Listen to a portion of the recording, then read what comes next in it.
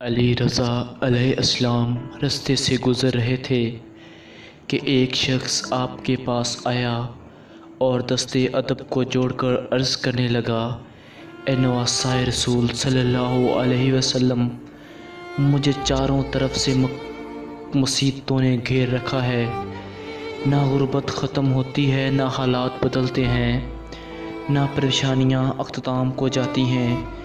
اے اللہ کے پیارے رسول کے نواسے، میں ایسا کیا عمل کروں جس سے میری پریشانیاں ختم ہو جائیں؟ بس یہ کہنا تھا۔